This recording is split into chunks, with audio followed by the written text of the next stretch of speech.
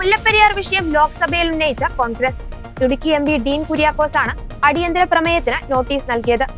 മുല്ലപ്പെരിയാർ അണക്കെട്ടിന് സമീപത്ത് താമസിക്കുന്ന ജനങ്ങളുടെ ജീവൻ അപകടത്തിലാണെന്നും ലക്ഷക്കണക്കിന് ജനങ്ങൾക്ക് ഭീഷണിയുള്ള ഈ വിഷയം സഭ നിർത്തിവെച്ച് അടിയന്തരമായി ചർച്ച ചെയ്യണമെന്നും ഡീൻ കുര്യാക്കോസ് ആവശ്യപ്പെട്ടു. ലോകത്തിലെ തന്നെ ഏറ്റവും വലിയ പഴക്കം ചെന്ന അണക്കെട്ട് ഡീകമ്മീഷൻ ചെയ്യണമെന്നും നോട്ടീസിൽ ആവശ്യപ്പെട്ടു. കേരള തമിഴ്നാട് മുഖ്യമന്ത്രിമാരുമായി കേന്ദ്ര സർക്കാർ ഇക്കാര്യം സംസാരിക്കണമെന്നും തമിഴ്നാട് മുഖ്യമന്ത്രി MK സ്റ്റാലിനുമായി സംസാരിക്കാൻ മുഖ്യമന്ത്രി തയ്യാറാകണമെന്നും ഡീൻ കുര്യാക്കോസ് ആവശ്യപ്പെട്ടു. മുല്ലപ്പെരിയാർ അണക്കെട്ട് പുനർനിർമ്മിക്കണമെന്ന് ഹൈബീഡൻ MP-യും ലോക്സഭയിൽ ആവശ്യപ്പെട്ടിരുന്നു. അണക്കെട്ട് വിദഗ്ധ പരിശോധനയ്ക്ക് വിധേയമാക്കണമെന്ന് ഹാരിസ് ബീരാൻ MP നേരത്തെ രാജ്യസഭയിൽ ആവശ്യം ഉന്നയിച്ചിരുന്നു. വയനാട്ടിൽ അടുത്തിടെ ഉണ്ടായ ഉരുൾപൊട്ടലിൽ 500ഓളം പേരുടെ ജീവനാണ് കവർന്നതെന്നും ഒരു ഗ്രാമത്തെ പോലും ഇല്ലാതാക്കുകയും ചെയ്യുകയുണ്ടായെന്നും കേരളത്തിലെ 5 ജില്ലകളിലായി 5 ദശലക്ഷം ജനങ്ങൾക്ക് ഭീഷണിയായിക്കൊണ്ടിരിക്കുന്ന ഈ പ്രശ്നം ഗൗരവമായി എടുക്കണമെന്നും ഡീൻ കുര്യാക്കോസ് ആവശ്യപ്പെട്ടു. കേരളത്തെ സംബന്ധിച്ചിടത്തോളം ഏറ്റവും വലിയ ആശങ്കയാണ് മുല്ലപ്പെരിയാർ ഡാം. വർഷങ്ങളായി നമ്മൾ ചർച്ച ചെയ്തുകൊണ്ടിരിക്കുന്ന ഒരു വിഷയമാണ്. ഇവിടെ ഈ ഘട്ടത്തിൽ അടിയന്തരമായി കേന്ദ്ര സർക്കാരിൻ്റെ ഇടപെടൽ അനിവാര്യമായി വരികയാണ്. എന്തുകൊണ്ടെന്നാൽ 2-3 കാര്യങ്ങളുണ്ട്. വയനാട് ദുരന്തത്തിനു ശേഷം ഇനിയൊരു ദുരന്തം ഉണ്ടാകാതിരിക്കട്ടെ എന്ന് നമ്മൾ പ്രാർത്ഥിക്കുക. അങ്ങനെയാണെങ്കിൽ മുല്ലപ്പെരിയാർ ഒരു ആശങ്കയാണ്. ഇപ്പോൾ രാജ്യത്തും ലോകത്തും വന്നിട്ടുള്ള എല്ലാ ഒതൻറ്റിക്കേറ്റഡ് ആയിട്ടുള്ള സ്റ്റഡി റിപ്പോർട്ടുകളും ആശങ്ക പടർത്തുന്ന വിധത്തിലാണ്. ന്യൂയോർക്ക് ടൈംസ് ഉൾപ്പെടെ റൂർക്ക് IITയും ഡൽഹി IIT എല്ലാം സൂചിപ്പിച്ചു കഴിഞ്ഞു. ഞാൻ അതിലേക്കൊന്നും കിടക്കുന്നില്ല. ഇവിടെ സുപ്രീം കോടതിയുടെ പരിധിയിൽ വന്ന റിവ്യൂ പെറ്റീഷൻസുമായി ബന്ധപ്പെട്ട അല്ലെങ്കിൽ പ്രത്യേകമായിട്ടുള്ള ഹർജിയുമായി ബന്ധപ്പെട്ട് കക്ഷി ചേർന്നിട്ടുള്ള MP കൂടിയാണ് ഞാൻ. 2 പ്രധാനപ്പെട്ട ഹർജികൾ സുപ്രീം കോടതിയുടെ പരിധിയിലുണ്ട്. ഒന്ന് ശ്രീ റസൽ ജോയിയുടെയും ഡോക്ടർ ജോ ജോസഫിൻ്റെയും ഹർജികൾ. അതിൽ ഡോക്ടർ ജോ ജോസഫിൻ്റെ ഹർജിയിൽ ഞാൻ കക്ഷി ചേർന്നിട്ടുള്ളതാണ്.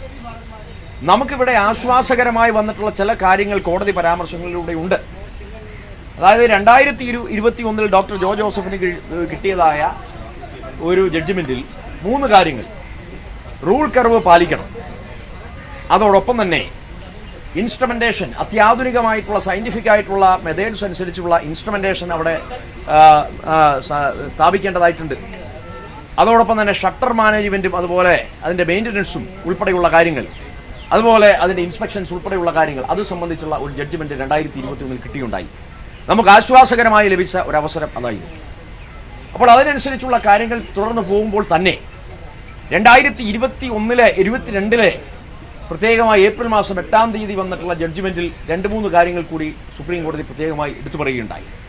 അതിലേറ്റവും പ്രധാനപ്പെട്ടത് കേന്ദ്ര സർക്കാർ പാസ്സാക്കിയിട്ടുള്ള ഡാം സേഫ്റ്റി ആക്ടിനനുസരിച്ചുള്ള നാഷണൽ ഡാം സേഫ്റ്റി അതോറിറ്റി രൂപീകരിച്ച് അതിൻ്റെ പരിധിയിലേക്ക് ഇങ്ങനെ തർക്കത്തിലുള്ള ഡാമുകളുടെ റണ്ണിങ്ങും മെയിൻ്റനൻസും സേഫ്റ്റി മെഷേഴ്സും അത് ഏറ്റെടുപ്പിക്കണം എന്നുള്ളതായി. നാളിതുവരെയും അത് ചെയ്തിട്ടില്ല. അതോടൊപ്പം തന്നെ supervisory committee comprehensive safety evaluation നടത്തണം എന്നുള്ള ജഡ്ജ്മെൻറ്റ് 2022 വന്നതാണ്. ഇതുവരെയും അത് നടന്നിട്ടില്ല. ഇങ്ങനെ 2 കാര്യങ്ങൾ സുപ്രീം കോടതിയുടെ ജഡ്ജ്മെൻറ്റ് ഉണ്ടായിരുന്നിട്ടും പാലിക്കപ്പെട്ടിട്ടില്ല എന്നുള്ളത് അത്യധികം ആശ്ചര്യജനകവും ആശങ്കാജനകവുമാണ്. അപ്പോൾ കേന്ദ്ര സർക്കാർ അടിയന്തരമായി ഇടപെടേണ്ട ഒരു കാര്യമുണ്ട്. കാരണം കേന്ദ്ര സർക്കാരിൻ്റെ ഡാം സേഫ്റ്റി ആക്ട് പാസ്സാക്കിയതിനു ശേഷം വളരെ വ്യക്തമായിട്ടുള്ള റോളുണ്ട്. 2 സംസ്ഥാനങ്ങൾ തമ്മിലുള്ള തർക്കം. അപ്പോൾ ഈ 2 സംസ്ഥാനങ്ങളെയും ഉൾക്കൊള്ളിച്ചുകൊണ്ട് നാഷണൽ ഡാം സേഫ്റ്റി അതോറിറ്റി എന്തുകൊണ്ട് ഫോം ചെയ്തിട്ടില്ല, അല്ലെങ്കിൽ അതിൻ്റെ ഫുൾ ഫ്ലെഡ്ജ്ഡ് ആയിട്ടുള്ള നടപടിക്രമങ്ങളിലേക്ക് കടന്നിട്ടില്ല? അപ്പോൾ ആ തരത്തിലേക്ക് സ്റ്റേറ്റ് ഡാം സേഫ്റ്റി ഓർഗനൈസേഷൻ ഉൾപ്പെടെ ഉണ്ടാക്കിയെടുത്തുകൊണ്ട് ഈ പ്രശ്നം രമ്യമായി പരിഹരിക്കുന്ന തരത്തിൽ പുതിയ ഡാം പുതിയ തരത്തിൽ നിർമ്മിക്കുമ്പോൾ സേഫ്റ്റിയാണ് കേരളത്തിൻ്റെ കൺസേൺ, സുരക്ഷയാണ് കേരളത്തിന് വേണ്ടത്. തമിഴ്നാടിന് എത്രത്തോളം വെള്ളം വേണമെങ്കിലും നൽകാം എന്നുള്ളതാണ്. അപ്പോൾ കേരളത്തിന് സുരക്ഷ, തമിഴ്നാടിന് വെള്ളം എന്നുള്ള മുദ്രാവാക്യം പാലിക്കുന്ന തരത്തിലേക്ക് NDSAയുടെ നാഷണൽ ഡാം സേഫ്റ്റി അതോറിറ്റിയുടെ ആക്ടിവിറ്റീസ് കടത്തിവിടാൻ കേന്ദ്ര സർക്കാർ തയ്യാറാവണം എന്നുള്ള ഒരു അടിയന്തരമായിട്ടുള്ള ആവശ്യം ഈ ഘട്ടത്തിൽ മുന്നോട്ട് വെക്കുകയാണ്. അതോടൊപ്പം തന്നെ കോംപ്രിഹെൻസീവ് വളരെ സമഗ്രമായിട്ടുള്ള സേഫ്റ്റി ഇവാലുവേഷൻ അത് നടത്തണമെന്നുള്ള സുപ്രീം കോടതിയുടെ ജഡ്ജ്മെൻറ്റ് 2 വർഷമായിട്ടും പാലിക്കപ്പെടാത്തതായിട്ടുള്ള ഒരു പ്രശ്നവും നിലനിൽക്കുന്നു. ജനങ്ങൾ ആശങ്കപ്പെടുന്നത് യാതൊരു തെറ്റും പറയാൻ പറ്റില്ല. കാരണം വയനാട് ദുരന്തം അത്രത്തോളം ഭയാനകമാണ്. അപ്പോൾ നമ്മുടെ സംസ്ഥാനത്തെ ലക്ഷക്കണക്കിന് വരുന്ന ആളുകളെ ഇരകളാക്കി മാറ്റാൻ പോകുന്നു എന്ന് പ്രവചിക്കപ്പെട്ടിട്ടുള്ള ഒരു മഹാദുരന്തമാണ്, ഒരു ജലബോംബായി, മുല്ലപ്പെരിയാർ ഒരു ജലബോംബായി നമ്മുടെ മുന്നിൽ നിൽക്കുന്നത്. അപ്പോൾ ഈ ആശങ്ക ഒഴിവാക്കാൻ കേന്ദ്ര സർക്കാരും സംസ്ഥാന സർക്കാരും തമിഴ്നാട് സർക്കാരും ഒരുമിച്ച് പ്രവർത്തിക്കേണ്ടതാണ്. നമ്മൾ തമിഴ്നാടിനെതിരെ ഒരു യുദ്ധപ്രഖ്യാപനവും നടത്തുന്നില്ല. അവർക്ക് ആവശ്യത്തിന് വെള്ളം കൊടുക്കണം, അതിന് കേരളം തയ്യാറാണ്, നമ്മൾ വ്യക്തമാക്കിയിട്ടുണ്ട്. പക്ഷെ നടപടികളിലേക്ക് കടക്കാൻ കേരളവും കേന്ദ്ര ഗവൺമെന്റും ഒരുമിച്ച് നിൽക്കണം എന്നുള്ള ഒരു ആവശ്യം MP എന്നുള്ള നിലയിൽ ഞാൻ ഉന്നയിക്കുകയാണ്. ഇന്ന് MP-മാർ അടിയന്തര പ്രമേയം പാർലമെന്റിൽ അവതരിപ്പിക്കുന്നുണ്ട്. ഇക്കാര്യത്തിൽ അതിനുള്ള അനുമതി തേടിയിട്ടുണ്ട്.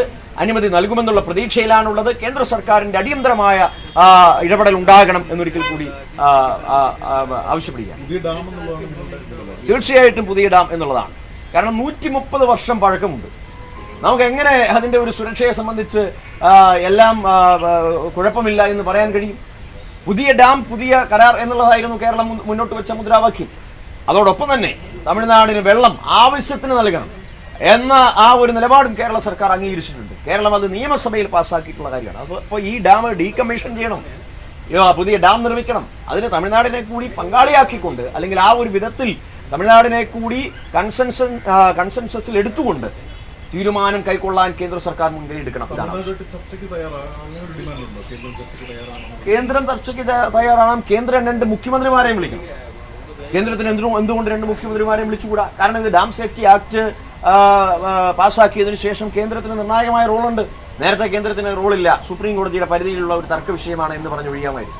നമുക്ക് പാർലമെന്റിൽ ലഭിച്ചിട്ടുള്ള ക്വസ്റ്റ്യൻ ആൻസറുകളിലെല്ലാം ഡാം സേഫ്റ്റി ആക്ട് പാസ്സാക്കുന്നതിന് മുന്നേ ഒക്കെ തന്നെ കേന്ദ്രത്തിന് അങ്ങനെ കൈയൊഴിഞ്ഞ് പോകാമായിരുന്നു. എന്നിരുന്നാലും അന്നും കേന്ദ്ര സർക്കാർ ഇടപെട്ടിരുന്നു. നമുക്കറിയാം, മുന്ന് ജലവിഭവ വകുപ്പ് മന്ത്രിമാരായിരുന്ന ആളുകൾ 2 സംസ്ഥാനങ്ങളെയും കൂട്ടിച്ചേർത്ത് ചർച്ച നടത്തിയിട്ടുണ്ട്.